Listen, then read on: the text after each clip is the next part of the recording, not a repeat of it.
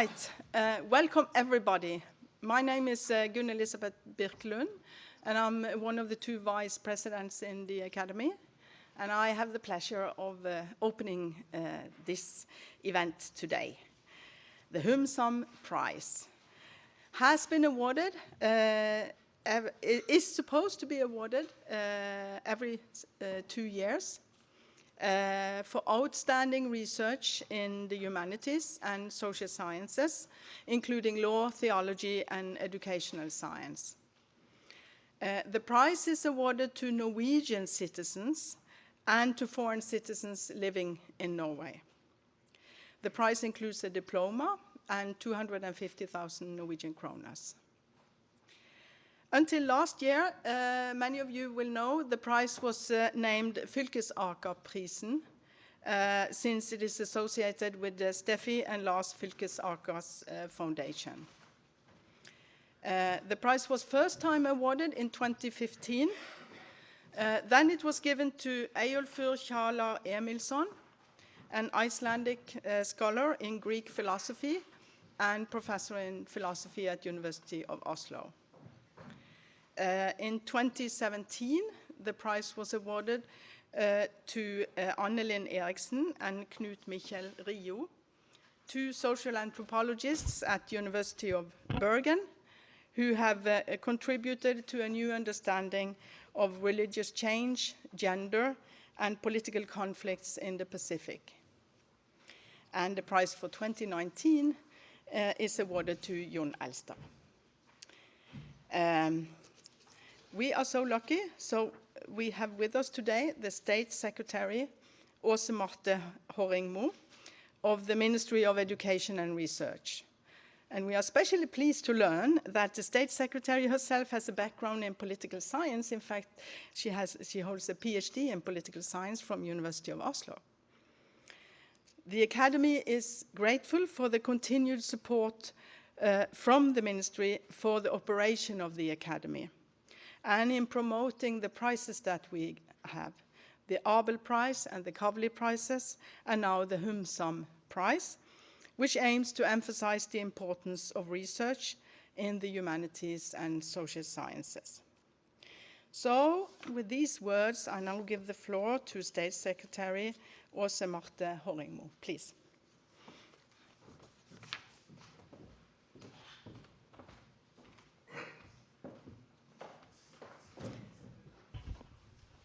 Thank you.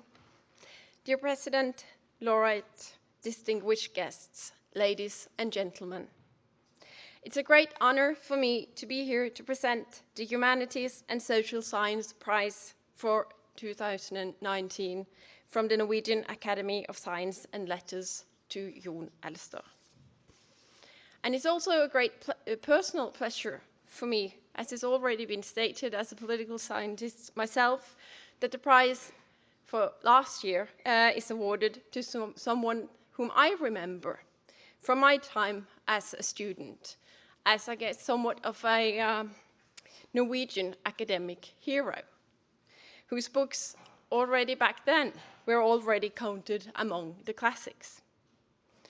Norway has contributed names of international fame to the social sciences before. Think of Torstein Veblen, well, at least of Norwegian descent. Think of Stein Rokkan. As a political scientist, that's not unnatural to think of him, just to name a few. But I think as a young student, it was perhaps even more inspiring to know that there was a living Norwegian social scientist of international renown, who worked in Paris, who worked in New York, and who published ambitious works on the most difficult problems in the social sciences. Elster's career and his published works demonstrate that excellence in social sciences certainly demands hard work and talent, but it is possible. Well, at least that's what he has had us believe up until now, and we'll see if this holds true after today's lecture. In its statement on the award for 2019, the Academy's Prize Committee says of Jon Elster, he has contributed to an unusually broad field in philosophy and the social sciences, Key themes have been intentional explanations and methodological individualism, rationality, social mechanisms, norms and emotions, political theory, for example, about constitutions. Elster has made groundbreaking work in bringing insights from classics such as Bentham, Marx, and Tocqueville into modern social science. Elster has shown the importance of the assumption of human rationality for the understanding of action and interaction.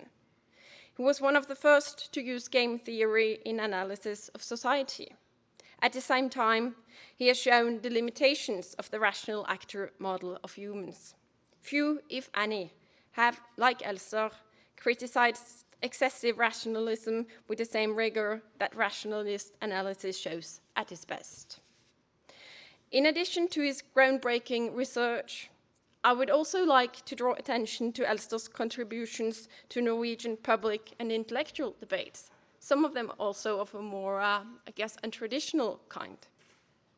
In particular, I remember his partnership with the Norwegian comedian and sociologist Harald Eia in organizing an essay writing competition in the newspaper Morgenbladet back in 2013, I think.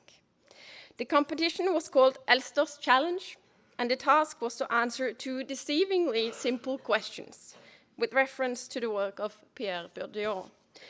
The first question was, how can a strategy be unconscious?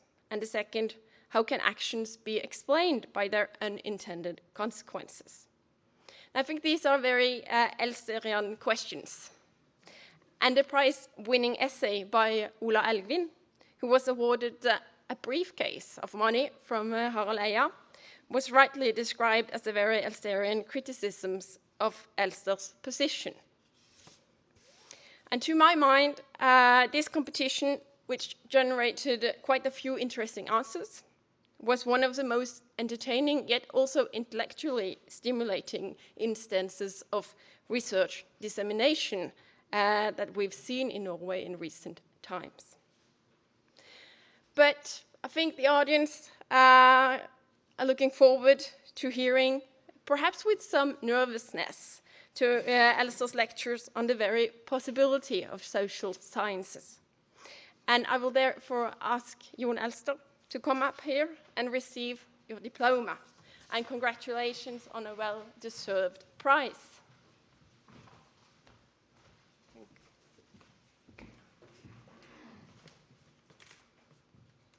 Thank you.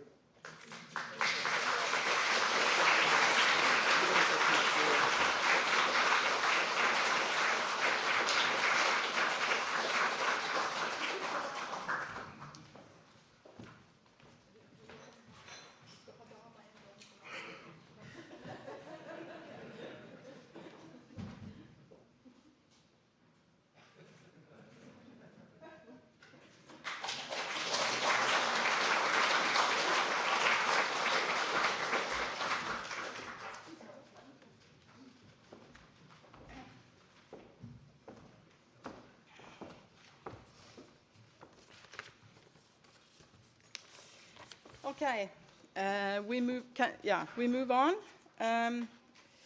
Before this lecture that might make us nervous, I'm going to say a few words as introduction. And one of the things that is a little boring to say, but it should be said, is that very practical information that the restrooms are downstairs, so that those of you who haven't been in this building before are aware of that. You all have seen the program, so I will not go through that. But I would like to have a little introduction of Jon Elster before the first lecture. And, well, it's fair to say, as already has been mentioned, that you are one of the most influential scholars in modern time, extremely productive, and very difficult to summarize.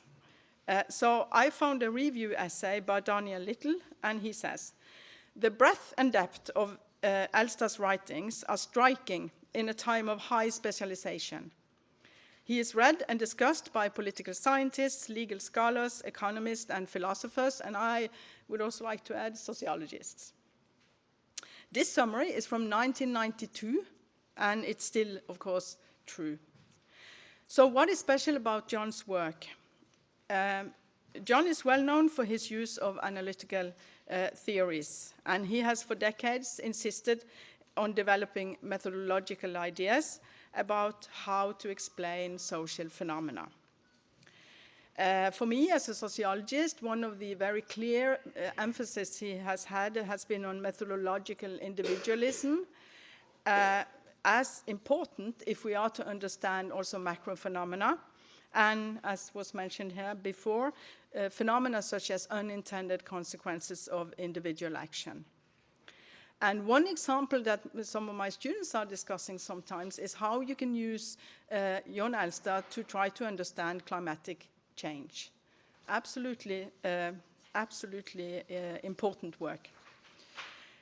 Jon Elster, I would say, goes to the core of the topics he is interested in, and he stays there, and then he gets back to things again.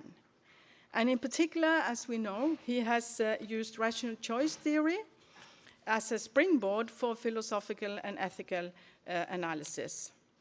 Eventually, of course, as we all know, he has become more engaged in a critique of the concept of rationality and what happens when rationality fails. He has now argued in a recent interview that interests and emotions add to the concept of rationality if we are to understand human motives and complex social phenomena. Yesterday, I checked his Google Scholar citations. I think this is probably a kind of measurement that Jon Elster may not like, I don't know, but nevertheless. And yesterday, you lacked 14 citations to obtain 73,000. For some of us, this is very impressive. The most cited books are Ulysses and Sirens, Studies in Rationality and Irrationality, from 79. The Cement of Society, A Study of Social Order, from 89. Sour Grapes, 2016, very recent. Nuts and Bolts, of course, from 89. Deliberative Democracy, from 98. And Making Sense of Marx, from 85. Jon Elster can also be seen as a kind of an intellectual snob. One of our PhD students commented a couple of days ago that he felt exposed to symbolic violence, a term that coined by Pierre Bourdieu, which we otherwise would not think of necessarily similar when we talk about Jon Elster. But he said that Jon has this way of writing that makes him feel stupid, and no one likes to feel stupid. So why? Well, Jon is well known for illustrating his work with numerous examples from literature and history, often citing authors in their original language, and apparently expecting the reader not to be stupid, but to know, for instance, to be fluent in French, to be familiar with Greek philosophy, to be well read on the Bible and other classic literature, such as Marcel Proust and Jane Austen. So, I thought I'd bring this up. Elster is also a public intellectual, as has been mentioned. He has drawn large audiences here, mainly in Oslo, when he has criticized social scientists for excessive use of mathematical models and quantitative methods. In his critique, which we will hear more of today, of hard obscurantism, he argued, it's a riddle, perhaps even a tragedy, that so many brilliant researchers devote their lives to activities that neither has practical, aesthetic, or mathematical interest. That is, no interest at all. The same sharpness is found in his critique of what we can call soft obscurantism in the humanities and social sciences, which he claimed is particularly problematic since this kind of thinking, he says, shadows for logical reasoning. He has also, on several occasions, made public furore, if that is an English word, when he has criticized the Holberg Prize Committee for honoring the wrong academics. This critique then would nearly ritually be followed by claims in the press that he should retire. Luckily, Jon Elster hasn't. As Norwegians, we are very proud that you are one of us. And we wanted to set up this program to celebrate you. But Jon Elster being Jon Elster, he didn't want that. So what we have today is a fairly long day where he will give 2 lectures, and we have invited more or less kind of opponents to comment his work. So we have different views on the table here. This is going to be a symposium, not just a program to honor a person who deserves to be honored, but it's going to be a program, hopefully, that will make us learn and learn something new. So the first lecture Jon will give is already up here, which I think includes his critique of soft and hard obscurantism. It's called Is Social Science Possible? And the comments given will be by Ken Binmore and Thomas Hylland Eriksen.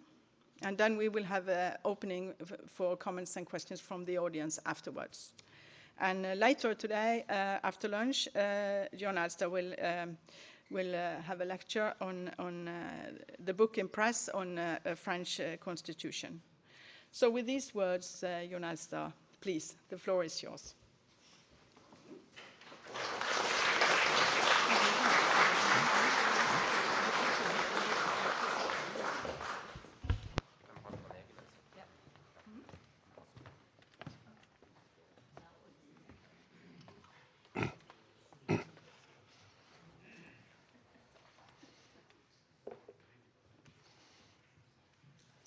Thank you very much, Gunn, and thanks to the Academy once again for awarding me this prize.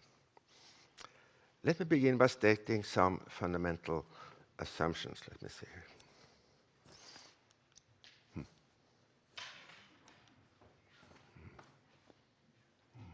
Yeah, so this is what I thought I might be able to do, but I decided I couldn't. So I'm going to talk about scientific explanation in general, and then about obscurantism, soft and hard, and then I'll skip down to number 5, the title, How is Social Science Possible? I wish I had a time to both go into details about the costs of obscurantism, waste and harm, and also trying to explain bad explanations, which I think is a challenging puzzle. So let me begin by stating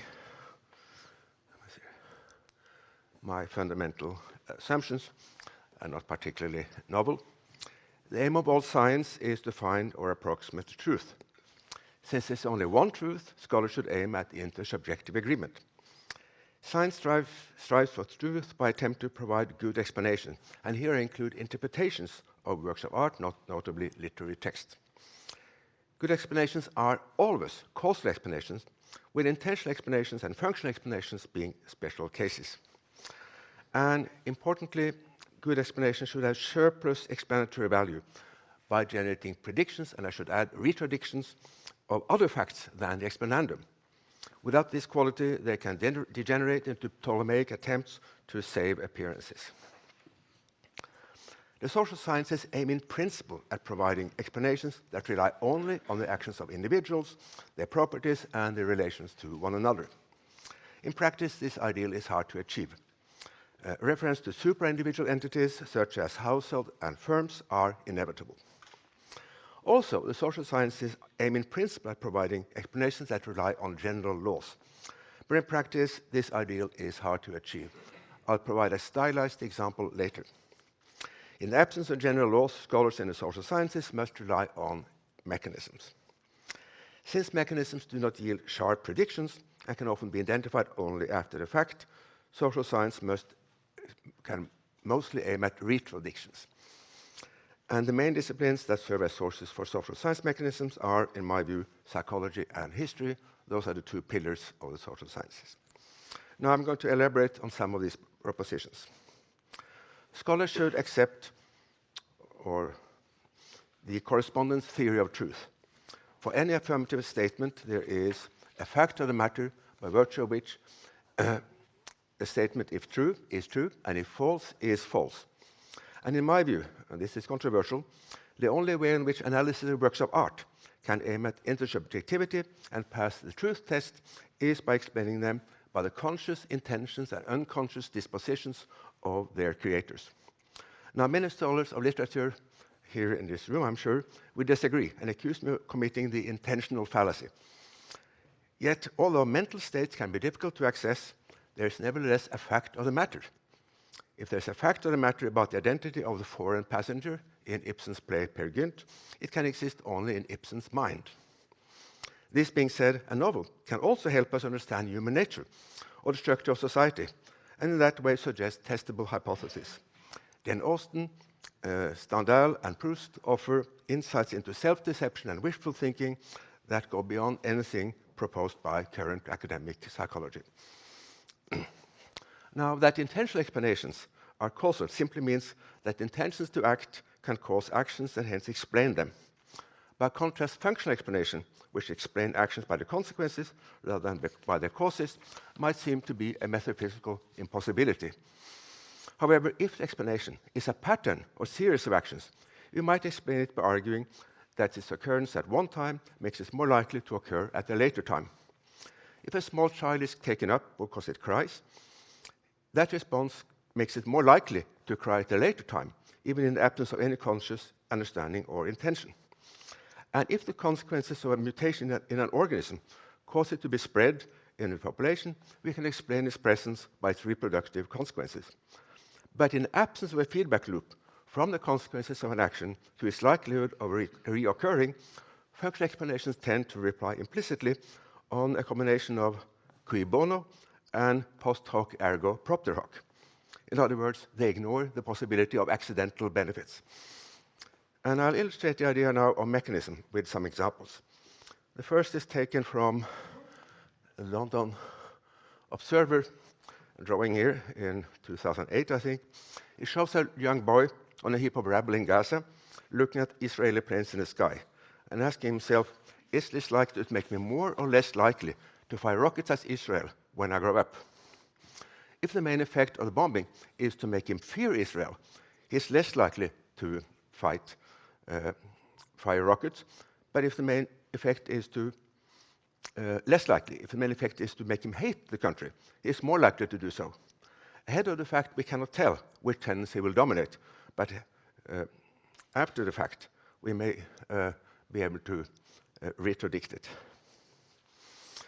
A second example involves two opposite proverbs. Let's see here.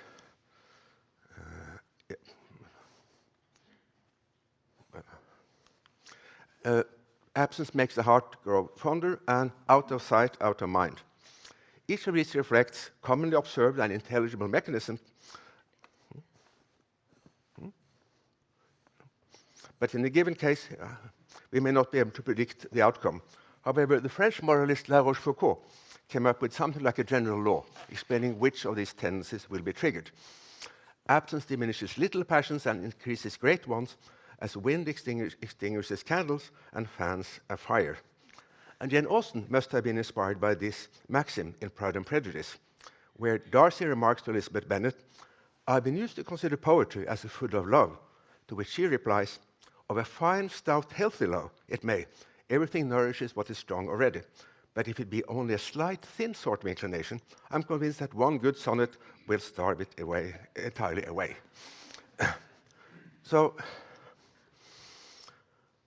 But in my experience, this step from mechanism to general laws is rarely feasible. It's the ideal, but it's very hard to attain. We don't know, for instance, what causes one person to conform to the sour grapes mechanism and another to the forbidden fruit mechanism, the first preferring what she can have and the other what she cannot have. Either mechanism is intelligible, but neither is compelling.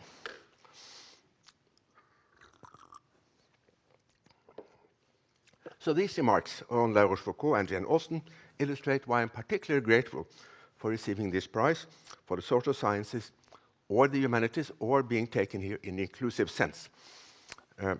Although moralists and novelists are usually classified among the humanities, they can offer in lapidary and often implicit form observations on human nature that social scientists can restate as testable hypotheses.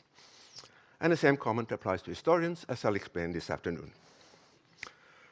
Now, I'm now going to turn to what, in my opinion, is the main problem of contemporary social science, the strong or even dominant influence of obscurantism. So before I explain what I'm referring to, let me state or present some of the main instances.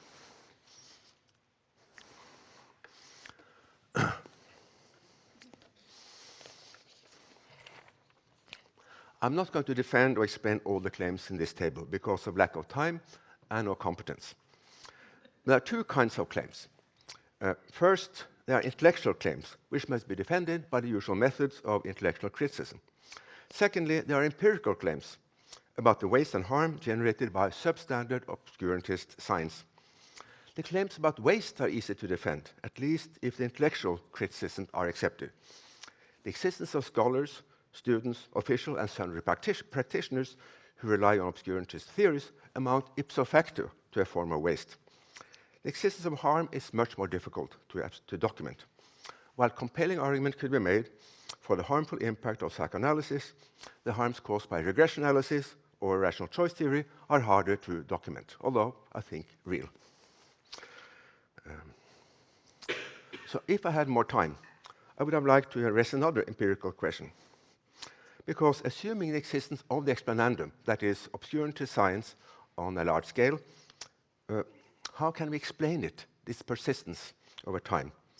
What are the explanations of bad explanations? I could propose some conjectural answers, some of which I feel more confident about than others. And perhaps you can return to that in the discussion. Now, before elaborating, it seems appropriate in a talk where I criticize other scholars to recount some of my own failures.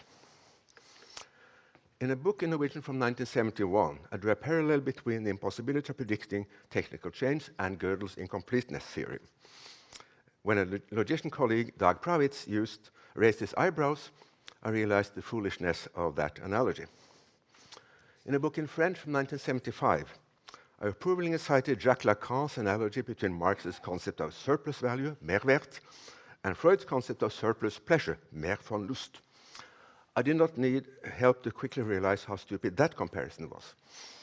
And in a book from 1979, probably my most cited and best-known book, Ulysses and the Sirens, I claimed that the system of periodical elections, without the possibility of recalling representatives, can be interpreted as the elector's method of binding itself and of protecting itself against its own impulsiveness. Needless to say, no electorate ever did anything of the kind. So in getting rid of this confusion, I was assisted by my friend and mentor, Jens Harupsey, who told me in his characteristic blunt style, in politics, never try to bind themselves, only to bind others.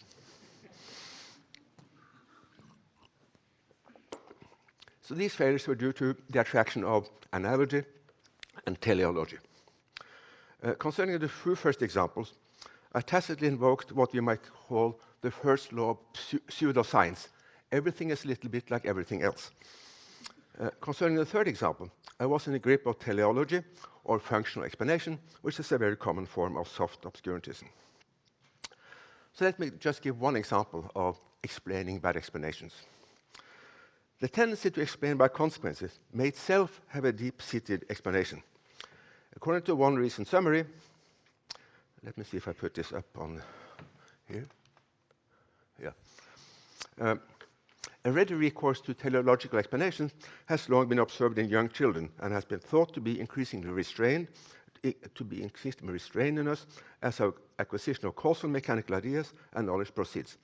However, recent research suggests that inclination to these explanations is never truly overcome, but instead remain a default mode among adults and become salient again in patients with Alzheimer's disease. For instance, under pressure to give a quick response, college-educated adults accepted the claim that fungi grow in forests to help decomposition. They will not go so far as to accept that we have noses to provide support for our glasses, or 2 kidneys to allow one of them to be transplanted, but less obviously absurd claims may provide a mental click that is easily confused with the real thing, that is, with a click of explanation. Now, there's a small philosophical literature on soft obscurantism, to which Olav Gjersvik contributed in a festsheet we edited with Ånen Hylland and Kalle Mone for our late collaborator Ole Jørgen Skog. The technical term is bullshit. Now, while the fine conceptual analysis of the many varieties of nonsense is interesting, I'll only make a rough distinction between deliberate obscurantism and involuntary obscurantism. Deliberate obscurantism arises from the explicit or more frequently implicit denial of the value of truth. So there's a dialogue from Alice in Wonderland goes as follows. The question is, said Alice, whether you can make words mean so many things. The question is, said Humpty Dumpty, wishes to be master. That is all. Now, one can, for instance, make the word observers in Einstein's special theory of relativity mean docile bodies, as in the following text by Bruno Latour, a recent recipient of the Holberg Prize. What is the consequence, I ask, if the observers have no personality, are all dependent, if their points of view they can be easily reduced to the enunciators? Is it the enunciator, by whom I guess he means Einstein, that has the privilege of accumulating all the descriptions of all the scenes he has delegated observers to? The above dilemma boils down to a struggle for the control of privilege, for the disciplining of docile bodies, as Foucault would have said. To my knowledge, Latour never explicitly denies the value of truth. Had he done so, he would have invited questions about the truth status of his own statements. But he proceeds instead by insinuations or rhetorical questions. Yet, I'm confident he does not care about truth. And I suspect he just enjoys making fun of his readers or listeners, as, for instance, Jacques Lacan overtly admitted that he did. Now, involuntary obscurantists do care about truth, but they don't know how to pursue it. They ignore basic principles of scientific method, fall into the traps of analogy and teleology, just like I did, and never play the devil's advocate. They prefer statements to arguments. Because of the obscurity of his writings, I cannot decide whether the obscurantism of Michel Foucault is deliberate or involuntary. What is certain is that he is immensely influential and has caused huge amounts of waste. And arguably, by the part he played in the anti-psychiatry movement, he has also done a great deal of harm. And as I show in the following passage, he views society as a free-floating and agentless system of oppression.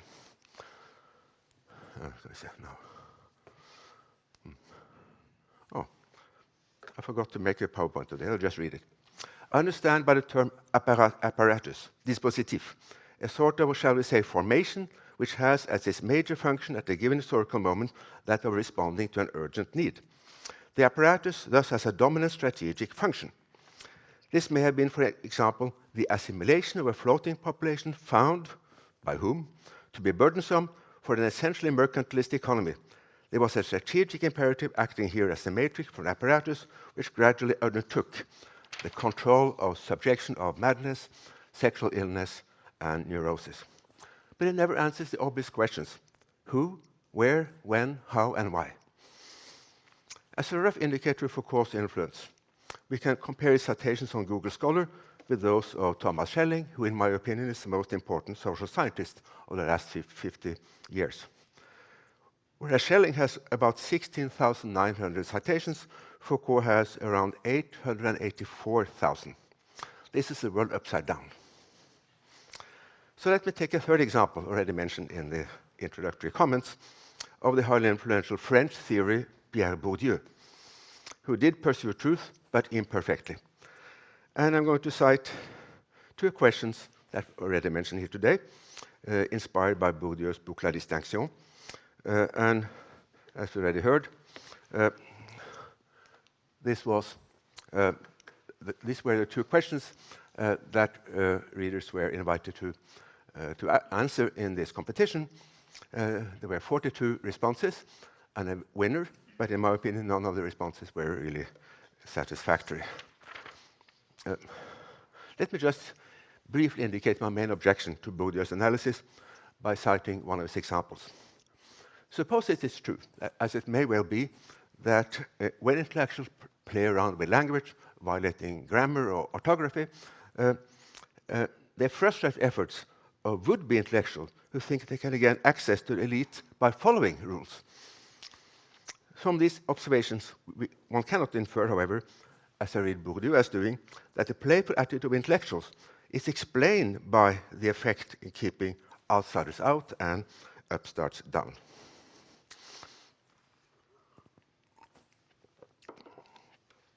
The weakness of the argument can be seen by a parallel example. As some self-proletarianized students have discovered, it is difficult to break into the working class for someone not born into it. In Norway in the 1970s, young Maoists found that making fun of the royal family was a sure way of alienating themselves from the class they were trying to join. But nobody has suggested that the norms of the working class can be explained by the fact that they make it more difficult for members of the elite to pass themselves off as workers. This argument makes no more sense for the norms of the elite. In neither case is there a feedback mechanism from the alleged benefits for a group of hard-to-imitate behavior by group members and the persistence of that behavior. Now, soft obscurantists are often an easy target. To expose their flaws, it's maybe enough to quote from their writings. Hard or mathematical obscurantists, especially economists, are more formidable adversaries. For one thing, economists possess hard-won expertise, which they can use with great benefits to society. My second discussant today, Ken Binmore, saved Great Britain huge amounts of money by co-designing an auction system for mobile phones. However, my focus is on explanation, not on engineering. For another, arguments by economists usually have the advantage of being potentially wrong. Soft obscurantists, even if they don't pass the smell test, are rarely clear enough to be shown to be definitely wrong.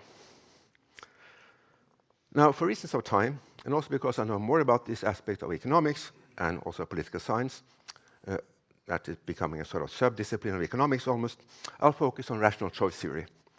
It's a beautiful theory, easy to fall in love with, as I did, but its beauty can be skin deep. Now, I mentioned my role model, Thomas Schelling. I'll cite one of his most stunning findings and then discuss its explanatory relevance. Although by and large it is better to have more options than fewer, sometimes we may want to follow the examples of Ulysses. He limited his freedom of action by tying himself to the mast and putting wax in the ears of his rowers to prevent them both from hearing the songs of the sirens and his orders to untie him. This is a case of imperfect rationality, of rationally coping with one's own predictable future irrationality. However, until 1956, I think, when Schelling published a path-breaking article, one tacitly assumed that a fully rational person will never throw away any of his options. And to show why this need not be the case, we'll consider two fully rational and fully informed generals of opposing country and a decision by General 1 whether to attack the General Country 2. So the numbers here mean that for the first number, the payoff to Country 1, and the second number to Country 2. So higher numbers meaning more preferred outcomes. So General 1 wants to decide whether to retreat or to stay, perhaps, getting 3, or attack, in which case he might get 4 if 2 concedes, and only 2 if 2 fights. But to decide what to do, he proceeds by backward induction. He asks himself first, what would person 2 do, assuming person 2 to be rational, General 2 to be rational. Obviously, General 2 would prefer concede, getting 2 rather than 1, and anticipating this, General 1 will attack, knowing that he will then get 4 rather than 3 as the outcome. So this is standard rational choice explanation by backward induction. But consider now the case in which General 2 changes the game by burning his bridges or boats. In that case, he has to fight if attacked, and realizing this, General 1 will prefer to retreat. In other words, General 2 can improve the outcome for his country by throwing away one of his options, under full rationality. Less can be more. As many others have been, I was struck by this beautiful and counterintuitive result. And when I asked Schelling how he developed this theory, and his theory of bargaining more generally, he answered that it was after spending a whole sabbatical year reading military history. And it then occurred to me to investigate whether historical instances of boat burning or bridge burning fitted this rational choice explanation. And frankly, I did not find any examples. Here are the ones I found. In the most famous example of boat burning, Hernan Cortes destroyed all the ships after arriving on the coast of Mexico in 1519, partly to prevent a conspiracy among some of his men to seize a ship and escape to Cuba, partly to aid sailors to his infantry. The claim that William the Conqueror burned his ships upon arriving in England in 1066 seems to be a pure myth. Hume cites James Lancaster's attack in 1594 on Pernambuco in Brazil. As he approached the shore, he saw it lined with great numbers of the enemy. But nowise daunted at this appearance, he placed the stoutest of his men in boats and ordered them to row with such violence on the landing place as to split them in pieces. By this bold action, he both deprived his men of all resources, but in victory, and terrified the enemy, fled after a short resistance. When Agathocles, tyrant of Sicily in the 3rd century BC, burned his ship, it was because he did not want them to fall into the hands of the enemy, and because he could not spare the men to guard them. According to Gibbon, Emperor Julian destroyed the bridges behind him to convince the troops that they must place their hopes of safety in the success of their arms, and on another occasion burned his fleet because it was the only measure which could save that valuable prize from the hands of the enemy. And finally, Gibbon cites the example of Norman adventurer Robert Guiscard, who urged his followers to burn their boats to deprive cowardice of the means of escape. Now, I cited these cases at some length to make two general points. First, a general may burn his boats to prevent his men from being overwhelmed by fear or to install fear in the enemy. In other words, emotion may generate the behavior that Schelling is imputed to rational choice. Second, this fact should warn us about relying on what Kipling called just so stories for our explanation. The fact that bridge or boat burning could have been generated in a game between two rational actors, just as elephant might have gotten his trunk by the crocodile pulling his nose, does not prove that this is what in fact happened. So let me expand a bit on these 2 points. That is, the importance of emotion and the importance of avoiding just so stories. Simply put, rational choice theory proposes to explain the choices or actions of an agent by assuming that she does as well as she can. More accurately, the agent does as well as she rationally believes she can. Even more accurately, she does as well as she can, given rational beliefs about her options and about the expected behavior of other agents. Now, any theory, social sciences or physical sciences or any, can fail for 2 reasons. First, the theory may fail to yield determinate predictions. And I gather that the 3-body problem in physics is an example. Rational choice theory may also be indeterminate for 2 main reasons: raw uncertainty and strategic uncertainty. Raw uncertainty arises if the options available to an agent or the consequences of choosing any one of them may be shrouded in uncertainty, or more technically, in Knightian uncertainty, named after the economist Frank Knight. In this situation, the choosing agent is unable to attach numerical probabilities to the various consequences of the options, implying that their expected value is indeterminate. And global warming seems to present us with this situation, on which rationality has little purchase. Little, not no, purchase. Strategic uncertainty arises when each or 2 or several agents need to form rational expectations about what the others will do in order to respond rationally to their choices. And in an earliest treatment from 1713, Nicolas de Montmort provided numerical examples that seems to lead us to an infinite regress. I think that he thinks that I think, and added, such questions, he wrote, are very simple, but I believe they are unsolvable. If that is the case, it's a great pity, for this problem often arises in ordinary life, as when each or 2 people who have some business together wants to adjust his behavior to that of the other. Although economists have proposed ways around this problem, I believe that many of their solutions fall in the category of science fiction.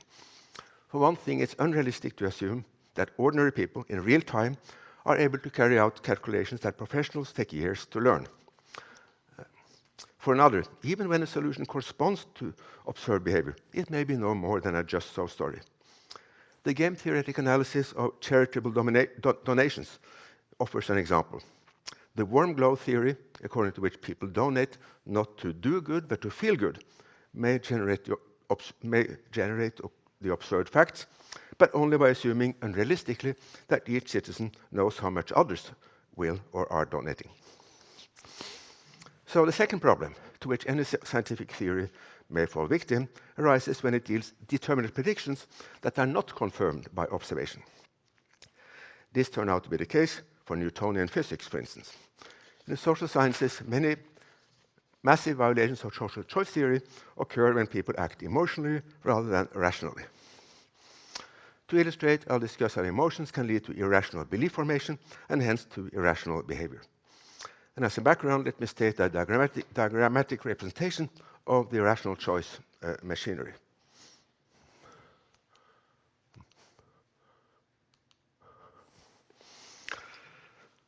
So this is a simple presentation of the machinery of rationality. An action is rational if three optimality conditions are satisfied. It's the best action the agent can take given her beliefs. The beliefs are the best she can form given her information, and the amount of information collected is also optimal. And rationality excludes a direct causal link between desires and beliefs. Wishful thinking violates rationality. The loop in the diagram indicates the possibility that the search for new information succeeds so quickly that it makes sense to stop and just go on and act. Now, as I said, no room for a causal influence from desires to beliefs. Yet, as the French poet Jean La Fontaine wrote, each believes easily what he hopes and what he fears. Chacun croit aisément ce qu'il espère et ce qu'il craint. The first part of this statement refers to garden variety wishful thinking or self-deception, known to all of us except when it is hidden by second-order self-deception. The second part is more surprising. Why would anyone be motivated to believe something that is both contrary to their evidence and to their interests? Yet the pervasive presence of history of unsupported panics in stock markets and elsewhere provides undeniable evidence that this does in fact occur. So, as I said, beliefs are rational only if grounded in an optimal investment in information. How much information to collect depends on expected value, which in turn depends on prior beliefs about the cost and value of information gathering. Gathering too little information can lead to haste and foolish decisions, as in the proverb, marry in haste, repent at leisure. Gathering too much information can be irrational, as when buyers spend more time and money on comparison shopping than they save by finding the lowest offer. In between, there is an optimal amount of search, which may sometimes be cut short, as I said, if the agent obtains decisive information early on. Now, there's evidence that strong emotions induce urgency, defined as a preference for action now or action later. In the presence of an external threat, this response can be rational or at least adaptive. In a premature marriage proposal, it is not. For a more consequential example, the rapid and panicky responses of Western governments to 9/11 may have created as many terrorists as they captured or deterred. If they had taken their time, the governments might have concluded that harsh repression could be counterproductive. And as Seneca wrote, a king ought to wish to pardon while he still has grounds for being severe. If he acts otherwise, just as lopped trees sprout forth again with numberless boughs, and many kinds of crops are cut down in order that they may grow more thickly, so a cruel thing increases the number of its enemies by destroying them. For the parents and children of those who are put to death, and their relatives and friends, step into the place of each victim. Well, perhaps I should have written that the net effect is indeterminate, but even in that case, the government should have considered whether Guantanamo and Abu Ghraib might not be counterproductive. And not taking the time to do so was, I think, irrational.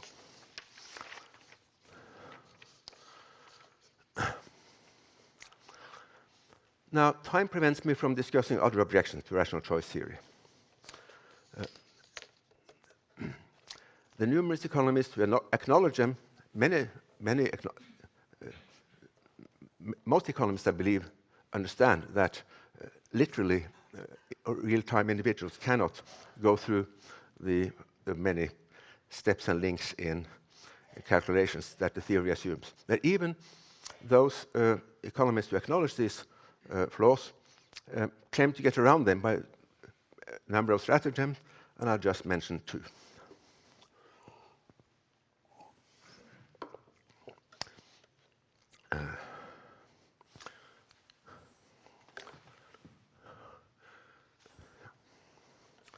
Well, that's a bit long.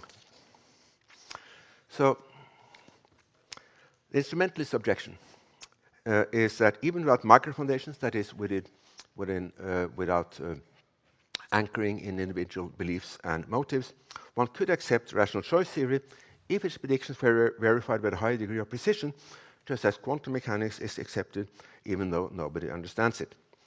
Now, in my opinion, anyone who knows anything about economics will dismiss this idea as laughable, or political science for that matter. Often scholars are happy just if they get the sign right, and experts contradict each other on the most basic issues.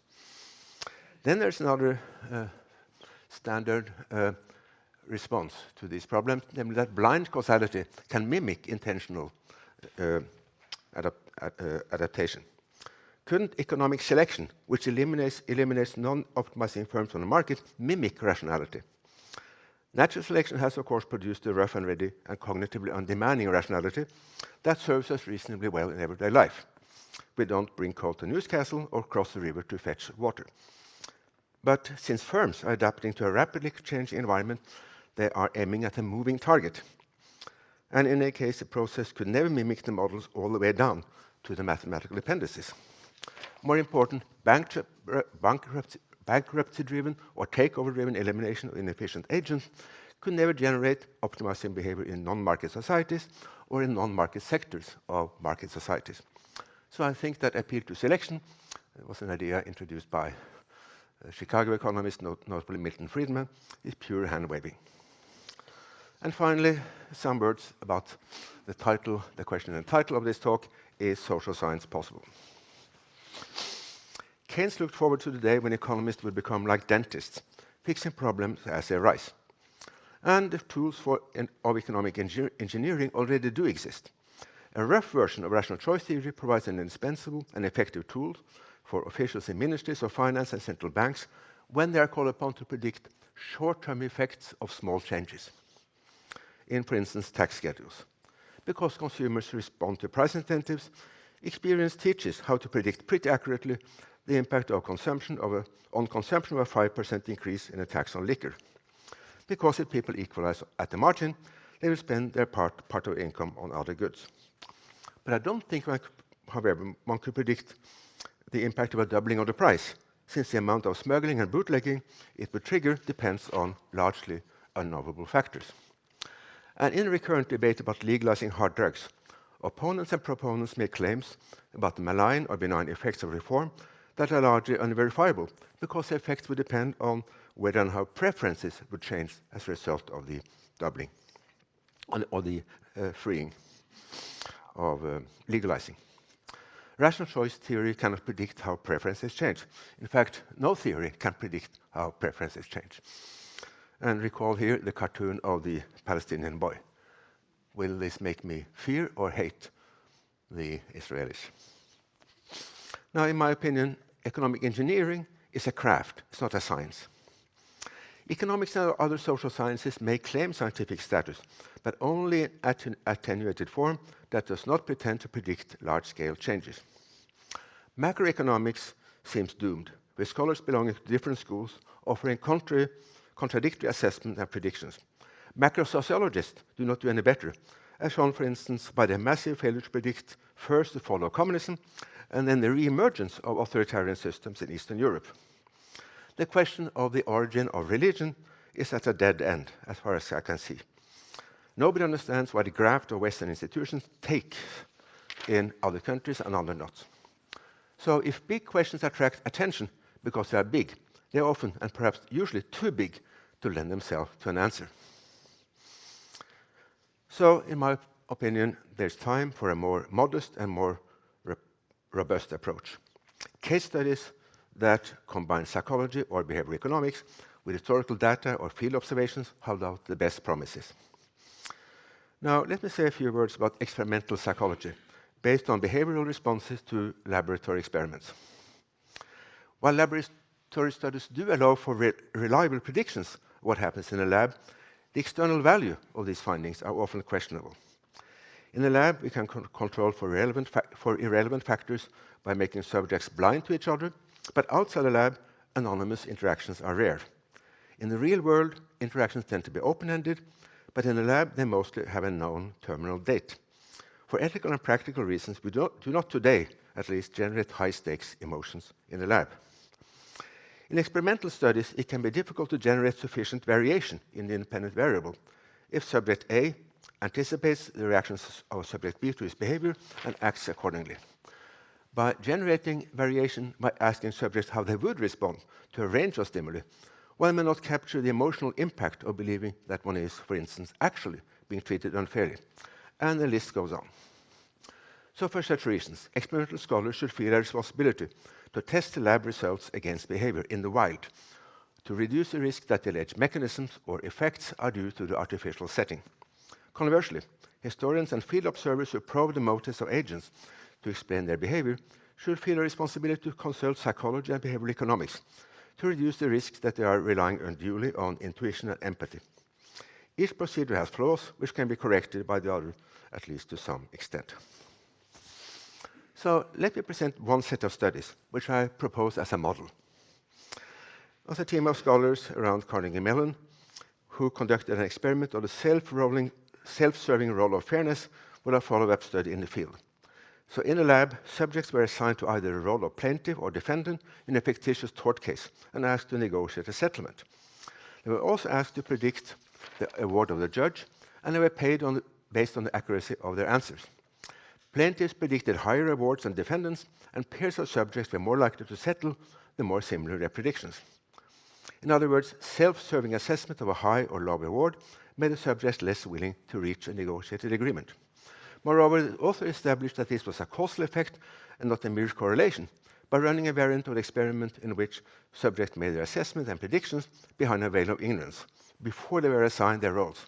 In that condition, 6% of the pair of subjects failed to settle, against 26% failed in the condition where the subjects knew what their interests were.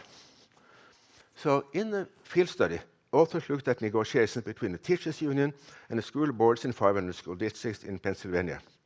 Both sides insisted that wages be fair with respect to a reference group.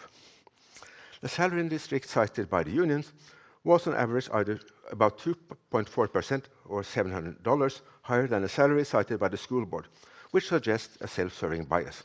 Moreover, strikes occurred 49% more often in districts where the reference salary cited by the union was $1,000 higher than the reference salary cited by the school board, compared with districts where the reference salaries were the same. Now, by itself, this study could not exclude that a third variable, such as the aggressiveness of the parties or the choice of extreme reference groups to justify industrial action, accounted for the difference. But the laboratory experiment strongly suggested that the choice of reference groups was self-serving and that it had a direct causal impact on the propensity to strikes. So, I conclude.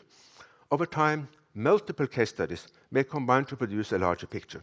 This bottom-up procedure is very different from studies that reduce individual cases to inputs in a regression. To cite William Blake, art and science cannot exist but in minutely organized particulars.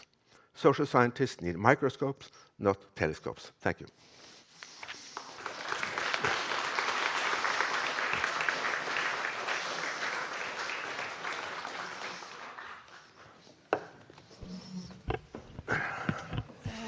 Thank you, thank you. We will have a break now. Yeah, that's right. Yes. 15 minutes break for coffee and tea, and then we start again 15 minutes after 11. Thank you.